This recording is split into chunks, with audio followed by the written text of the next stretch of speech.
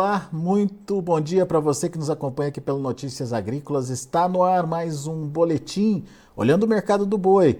Mercado do boi que perdeu aquela sustentação que vinha tendo desde o final do ano passado. Nessa segunda quinzena de janeiro, uma pressãozinha começou a ser exercida, começou com testes dos frigoríficos sobre a arroba do boi gordo. Em São Paulo, por exemplo, os frigoríficos começaram a testar os R$ 240. Aparentemente, agora sim, esse preço está sendo negociado com mais intensidade. E, obviamente, esse movimento de São Paulo está se repetindo aí em outras regiões do país. Vamos confirmar essa informação com o Fernando Henrique Iglesias, lá da Safras e Mercado, está aqui com a gente. Seja bem-vindo, meu amigo. Obrigado por mais uma vez estar com a gente, nos ajudar a entender essa dinâmica da formação de preços. Dá para dizer que os 240 já está se tornando referência para São Paulo aí, para a arroba do boi gordo, Fernando? Primeiramente, boa tarde a todos que nos acompanham aqui no Notícias Agrícolas. É um prazer estar aqui em mais uma oportunidade. E sim, a arroba do boi gordo está operando um pouquinho mais pressionada nos últimos dias. Os frigoríficos estão tentando comprar em patamares mais baixos e esse R$ 240 por arroba já está virando negócio, já está resultando em negociações, já está acontecendo, já tem volume de negociações acontecendo nesse patamar de preço em São Paulo, muito em função de um escoamento da carne muito lento aqui no mercado interno nesse começo de ano. Esse é o grande vilão do mercado do boi gordo agora, nesse comecinho de 2024, e está gerando uma grande complicação em relação à nossa formação de preços. Ô Fernando, o que está acontecendo? Vamos entender direitinho aí com a carne, principalmente no atacado, né? O escoamento está lento, é isso? Exatamente isso. O escoamento entre atacado e varejo está acontecendo de uma maneira bastante lenta.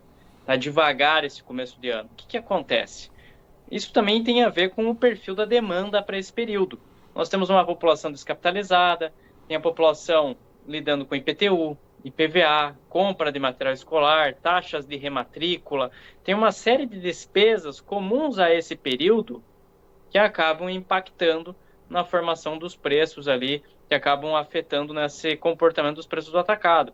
Tanto que os cortes do traseiro bovino, diante desse perfil de consumo por proteínas mais acessíveis, os cortes do traseiro foram os que apresentaram a queda mais agressiva no decorrer desse mês de janeiro. Nós saímos aí de um traseiro bovino que iniciou o ano cotado a R$19,60, R$19,70 por quilo, que caiu aí para R$18 por quilo. Então teve uma queda importante do traseiro bovino no decorrer desse ano, em função desse perfil, desse padrão de consumo que nós temos definido para esse momento. Bom, agora a gente precisa entender se esse é um comportamento pontual, né, Fernando, por conta de ser uma segunda quinzena de mês e isso pode mudar daqui para frente, ou se isso vai se tornar uma tendência. O que você vê aí de possibilidades? Essa é uma questão muito atrelada à sazonalidade do mercado. Nós saímos de um período de auge de consumo, que é o último bimestre, e passamos para um bimestre que tipicamente o consumo é mais fraco. Isso também é aliado a uma segunda quinzena do mês em que a população está sem dinheiro. A população está sem dinheiro para consumir produtos de maior valor agregado. Então, desta forma, o que nós estamos observando, o que nós estamos vislumbrando é realmente os preços da carne caindo, os frigoríficos com câmaras frias cheias, um alto volume de produto estocado. Aí o que acontece? Isso vai refletir nas estratégias do frigorífico na compra de gado. Se ele está tendo dificuldade para escoar a produção, para dar vazão à produção de carne, ele vai pôr o pé no freio ali, ele não vai precisar de uma escala tão longa assim, ele não vai precisar ser tão agressivo na compra de gado. A prioridade é enxugar esse estoque, essa carne que está parada. E tem carne estocada hoje nos frigoríficos, então? As câmaras frias estão bem abastecidas, realmente tem dificuldade de você dar vazão a esse produto nesse momento, diante desse perfil de demanda que nós temos hoje. O varejo também vai apresentando indicadores complicados nesse começo de ano, e isso vai refletindo em todos os elos da cadeia, né? Isso vai afetando o resto da cadeia, vai afetar as decisões da indústria e isso vai chegar lá no pecuarista. Ô, Fernando, e a falta de recurso da população, ela explica essa tendência aí. Como é que a gente pode entender através de preços, né, que isso está acontecendo? O que está sendo valorizado, o que está sendo desvalorizado? E isso, pelo que eu entendi, envolve todas as proteínas, né? Não é só a carne bovina, não, né? Não, esse movimento não está restrito à carne bovina. Vou citar aqui, por exemplo, alguns cortes do frango que vêm apresentando queda em seus preços. Peito de frango, a própria coxa de frango vai apresentando queda. Tem alguns cortes que estão escalando, estão subindo discretamente. Dorso de frango experimentou alguma alta nesse comecinho de ano. Pé de frango, as carcaças ali estão mantendo um certo preço. Então, esses cortes, que tipicamente têm um valor agregado menor, eles estão mais demandados realmente. A população vai priorizando cortes mais baratos, dentro do próprio frango, que já é a proteína mais acessível, a proteína mais barata, e temos também embutidos. Embutidos acabam ganhando demanda nessa época do ano. Nós saímos de um período, o último bimestre, que a preferência é por cortes nobres, por conta da capitalização da população, e passamos por um momento exatamente oposto, em que a preferência da população vai ser por proteínas mais e mais acessíveis. Nem o ovo conseguiu escapar dessa tendência aí, pelo que você estava me contando, né? Sim, nós vemos um movimento de queda generalizado dentro do setor carnes. Tem cortes suínos caindo, o próprio ovo apresentou queda de preços em algumas regiões do país, cortes do frango, cortes bovinos, então é uma queda realmente generalizada. Nós estamos vendo um setor carnes apresentando recuos importantes em várias frentes. E na região sudeste, que é o principal ponto de consumo do país, São Paulo especificamente, esse movimento tem se mostrado bastante agressivo. E por conta disso, as indústrias aí de São Paulo, em especial os frigoríficos ali que estão adquirindo boi gordo no dia a dia, revisam suas estratégias, sua política na compra de gado e passam aí a testar valores mais baixos.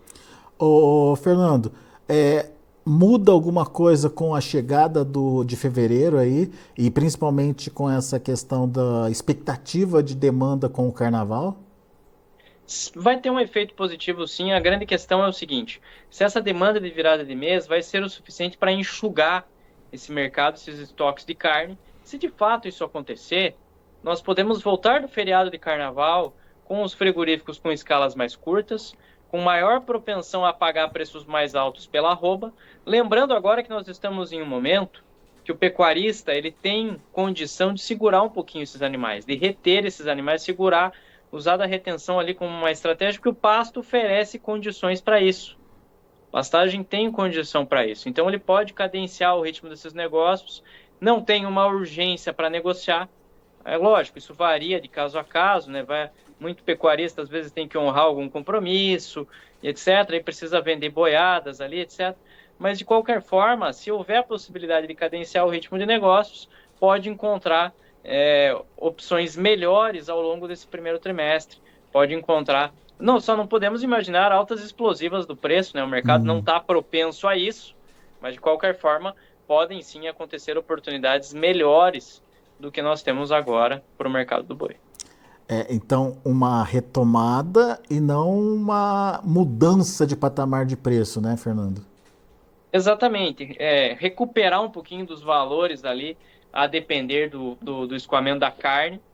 Então, o grande problema não tem sido, nesse momento, a exportação, tanto que os volumes exportados são muito bons, né? Mas o problema é aqui no mercado interno. O mercado interno está sendo o grande problema agora, desse final de desse comecinho de 2024, e vai levando esse quadro de pressão da arroba do boi gordo, vai acentuando esse movimento de queda que nós estamos observando dentro do mercado brasileiro aí, em vários estados, não só em São Paulo, né? Mato Grosso do Sul apresentou quedas essa semana, o próprio mercado ali, né, os estados da região norte, Tocantins, Pará, Rondônia, apresentaram quedas em suas cotações. Então o movimento está acontecendo de uma maneira uniforme, esse movimento vai acontecendo. Muito bem. Bom, isso vai ser uma característica desse primeiro trimestre, dá para dizer isso, Fernando? Na verdade, assim, esse comecinho de ano, o escoamento da carne levou a esse movimento de pressão. Podemos ter maior firmeza passado esse momento de turbulência, Sim. fevereiro, março, e quando nós entrarmos ali em abril, maio, nós já entramos numa característica diferente. O pasto começa a perder qualidade, o pecuarista perde capacidade de retenção, e aí provavelmente nós vamos ver a mínima dos preços do boi gordo ao longo desse ano.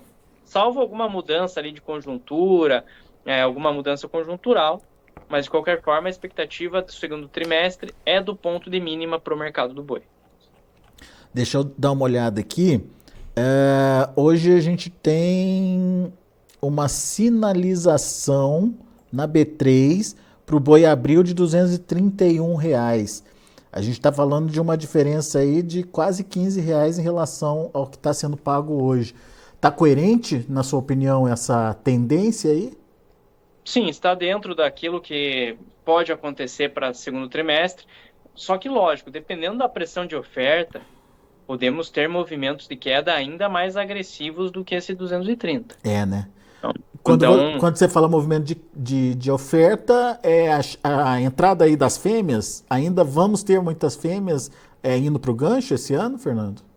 nossa projeção, no abate do ano passado, pelo que nós levantamos aqui, fechou em torno de 34,3 milhões de cabeças, 2023. Foi um ano em que o abate de fêmeas cresceu 27%, quando nós comparamos a 2022. Tá? Então nós temos aí um crescimento expressivo do descarte de fêmeas de 22 para 23. 24, nós ainda teremos um grande volume de fêmeas sendo descartados. O abate aqui no Brasil, ao invés de 34,3, deve fechar aí em 34 milhões de cabeças. Vai diminuir um pouquinho esse abate, ainda é um abate expressivo, ainda é um volume significativo de animais abatidos, porque nós estamos num momento do ciclo pecuário de transição.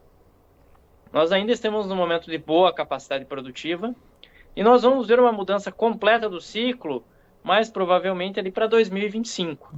No final desse ano a gente já vai começar a sentir ali as mudanças dentro do ciclo pecuário, vai começar a rarear a oferta de animais de reposição, o ritmo de nascimento já não vai mais acompanhar essa demanda por bezerro, e isso vai fazer com que o mercado encaixe ali no momento de maior propensão a altas, tá? Mas ainda vai ter um grande volume de abate em 2024, ainda vai ter um grande volume de fêmeas sendo descartadas, os preços podem ficar um pouquinho melhores de fato, né? Mas assim, nada de movimentos explosivos.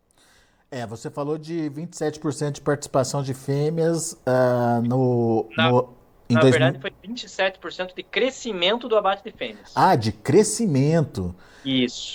Fêmeas, se for considerar a participação nas escalas de abate, é mais, então. Sim, deve ter. Eu preciso apurar esses números precisamente, mas a participação das fêmeas no volume de abate aqui no Brasil aumentou sim ano passado. Teve uma participação maior, até diante de uma disponibilidade muito expressiva. Tá? Então, olhando o abate de fêmeas de 2023, quando nós comparamos a 2022, houve sim, de acordo com dados do CIF, do Sistema de Inspeção Federal, houve sim um crescimento de 28% entre um ano e outro. Tá? Só pelo que passou pelo CIF, foi mais de 8 milhões de fêmeas abatidas em 2023, contra um abate aí de 6,3, 6,4 em 2022. Muito bem. Bom, temos então, pelo que eu entendi, uma dinâmica de sustentação ainda de preços depois que passar esse período aí de carnaval, até o carnaval, mas depois no segundo trimestre a pressão deve se intensificar aí em cima dos preços. O que fazer, Fernando? Tem ação ou tem ferramenta que possa ajudar o produtor a se proteger? Como pecuarista, a melhor alternativa... Tem duas frentes que o pecuarista precisa trabalhar agora. Primeiro é na aquisição de reposição. A reposição está com preços descontados, nós temos preços relativamente baixos para reposição, então ainda há boas oportunidades. Apesar que o melhor momento para comprar reposição já passou, né? Ano passado nós tivemos preços do bezerro ali bastante descontados no terceiro trimestre em particular, então ofereceu ali boas perspectivas para aquisição de reposição. Tá? E a outra frente agora pensando na entrega das boiadas aí para o segundo trimestre, é fazer as medidas protetivas ali usando a B3, usando o mercado opções ali no mercado OTC, fazendo uso de NDFs que algumas instituições financeiras oferecem. Então, existem ferramentas para a contratação do famoso seguro, né, para você garantir uma rentabilidade aceitável, garantir um preço que seja interessante, garantir uma boa margem de lucro. Lembrando sempre que o pecuarista brasileiro investiu na melhor genética, refinou as técnicas de manejo, reformou as pastagens e agora precisa preservar, proteger todo esse investimento que foi feito. Não dá para bater a Ferrari de novo sem estar com ela segurada. Então tem que realmente usar as ferramentas de proteção que o mercado oferece, que o mercado disponibiliza, para realmente conseguir ter uma boa rentabilidade, uma boa margem e seguindo uma crescente, seguir evoluindo dentro do mercado. Muito bem. Tá aí, são as dicas do Fernando Henrique Iglesias, lá da Safras e Mercado, aqui pra gente no Notícias Agrícolas. Fernando trazendo os cenários possíveis aí ao longo do ano, nesse curto prazo, o que pode acontecer ali no segundo trimestre e principalmente o que vai ser o último semestre, Fernando. Melhoras daí, né? Sim, a previsão para um final de ano é um final de ano um pouco mais com preços melhores, uma curva de preços mais interessante, só que não dá para a gente imaginar também altas muito explosivas para o mercado do boi nessa temporada, até por questões que envolvem a demanda, né? Precisa de uma série de variáveis, recuperação econômica na China, recuperação da suinocultura chinesa, também precisa das questões que envolvem aqui o mercado interno. A Letícia Guimarães aí do Notícias Agrícolas, nós fizemos uma notícia, saiu uma notícia excelente com ela, falando justamente sobre essas questões que envolve aí envolve a China, envolve a questão da suinocultura chinesa e do setor carnes mundial. Tá? Então a China tem um peso muito grande, tem um papel muito importante quando nós olhamos para o setor carnes em escala global. Aliás, foi bom o Fernando tocar nesse assunto. Esse material especial da Letícia Guimarães está disponível ainda para leitura. Você precisa ler esse material, está bem completo realmente, trazendo aí todas as tendências e possibilidades do mercado chinês e a correlação desse mercado com as nossas possibilidades aqui no Brasil. Muito bem, Fernando, obrigado pela participação e obrigado por participar aí, junto com a Letícia, dessa reportagem. O Marcelo Rocha está parabenizando aí pela análise. Ele fez uma pergunta aqui com relação à oferta, mas você já respondeu. Se a oferta, as proteínas mais acessíveis vão continuar atrapalhando a bovina, Fernando? Foi a pergunta que o Marcelo fez. Diante de algumas dificuldades que nós temos aqui no mercado brasileiro, em relação ao poder de compra, em especial das famílias ali que dependem de 1 a 2 salários mínimos para sobreviver, então basicamente parte da população vai seguir priorizando o consumo de proteínas mais acessíveis. Essa dinâmica ela está valendo no setor carnes desde o período da pandemia. Tá? Então, basicamente, eles vão, principalmente essa parcela de menor renda, vai seguir priorizando o consumo de proteínas mais acessíveis. O que acontece é que famílias com maior renda vão manter aí a carne bovina mais rotineiramente no cardápio, vão ter a carne bovina presente ali na alimentação de uma maneira mais rotineira, como nós vimos no ano passado também, tá? Apesar da disponibilidade interna de carne bovina diminuir um pouquinho, o mercado enxugar um pouquinho esse ano, nós temos que ponderar também que vai ser a segunda maior disponibilidade interna de carne bovina dessa década. Tá? Então é um grande volume de carne ainda disponível aqui no mercado interno. Resta saber se o varejo vai aí oferecer as condições necessárias para que o consumo melhore. Muito bem. Fernando, obrigado pela participação mais uma vez conosco aqui no Notícias Agrícolas. Obrigado ao Marcelo Rocha que participou aqui com a gente. Marcelo está sempre parceiro nosso, fazendo as perguntas, ajudando a gente também a fazer as perguntas aqui para os nossos convidados. Volte sempre, Fernando. Bom, é um prazer estar aqui no Notícias Agrícolas. A equipe de Safras e Mercado está à disposição. Contem conosco em mais oportunidades. Um grande abraço a vocês. Até a próxima. Valeu, até a próxima. Tá aí, Fernando Henrique Iglesias, Safras e Mercado, trazendo aí cenários possíveis para precificação da arroba do boi gordo. Vamos ver como estão os negócios no mercado futuro, lá na B3, o que o mercado está indicando, de olho na tela.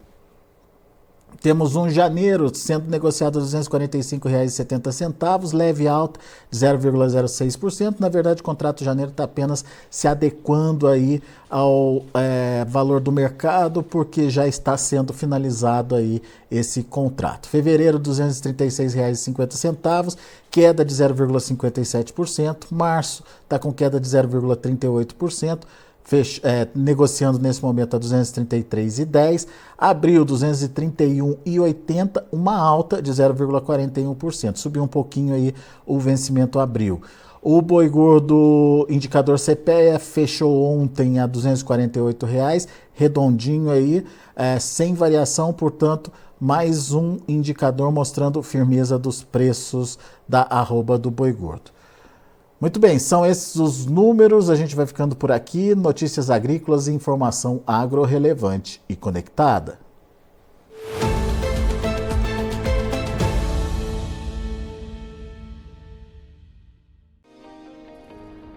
Se inscreva em nossas mídias sociais, no Facebook Notícias Agrícolas, no Instagram @Notícias Agrícolas e no nosso Twitter @Notiagre. E para não perder nenhum vídeo, não se esqueça de nos acompanhar no YouTube e na Twitch, Notícias Agrícolas Oficial.